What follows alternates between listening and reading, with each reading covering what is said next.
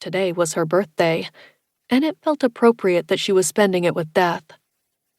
She tried to be grateful that she was out of the house, better than sitting in front of the TV, mystified that people could care about traffic or a Kardashian, rather than the only thing that mattered. Her brother Jason was dead. "Can someone find out what the exact temperature is?"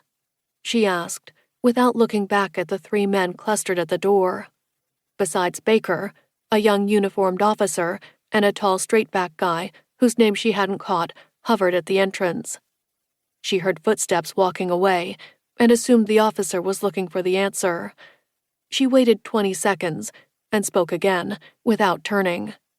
"I'll also need a stepladder." Baker cursed, and she heard him leave. She smiled. Make the lazy bugger work. All was silent except for the soothing hum of the air conditioning. Kate jotted down a few notes. "She's so young, isn't she?" the remaining man asked. Kate stiffened. He wasn't police then. Cops knew better than to interrupt while she was doing her examination. Given his upright bearing and crew cut, she'd bet he was military. That would make sense. While she hadn't gone through the base's main gate on her drive across the fields, she wouldn't be surprised if this weird building was part of the Air Force. "Yes," she said, not turning around. "She's young." She slid off one of the woman's shoes and pressed the firm flesh of her foot. The blood pooled there, and the skin remained purple. Lividity was fixed. "Why would someone so young take her own life?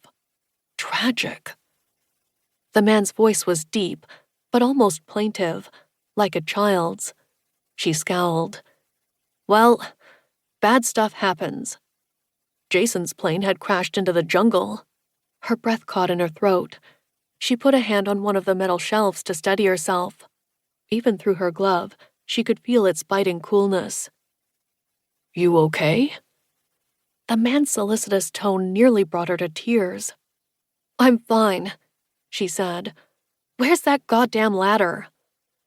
Not your panties, Kate. I've got one." She turned. Baker held a small ladder. The junior officer had returned as well. "It's 4 degrees Celsius, he reported. She turned back to the victim, but for a crazy moment, it was Jason, his face distended and purple, his eyes bulging. She blinked, and the image was gone. Chapter 2. "Has anyone moved the body?" Kate asked. The answer was an obvious no, but she had to ask. "According to the paramedics, she was clearly dead when they arrived. They knew not to disturb the scene," Baker responded, remaining in the hallway. "That's good," Kate said. It was always better to examine the body in situ. She climbed the ladder and continued her scan, moving her fingers over the woman's head, feeling and looking for signs of trauma. Nothing obvious. Folding back the woman's right ear, she searched to see where the rope came to a point. The coolness of the vault would slow the development of bruising. It was difficult to tell if the wounds were consistent with asphyxiation secondary to hanging. She paused to make notes. The deceased chose hanging, one of the worst ways to die. Despite the strongest death wish, the body clung to life, involuntarily thrashing against the slow denial of air. Kate had seen necks almost cut in half from the body's refusal to quit. Baker's voice broke into her thoughts. "Her name is Molly Johnson, an employee at the Dominion Archives." His voice softened. "She was 23. Baker could be a dick, but he always treated the dead with respect. Kate looked at the body again, seeing the fragility of Molly's collarbones jutting out from her t-shirt. Flushing, she was overwhelmed with anger. 23 was ridiculously young. This girl must have hated her existence. Had she felt a yawning loneliness? Wondered what the point was? Kate stepped off the ladder and turned her back on those thoughts.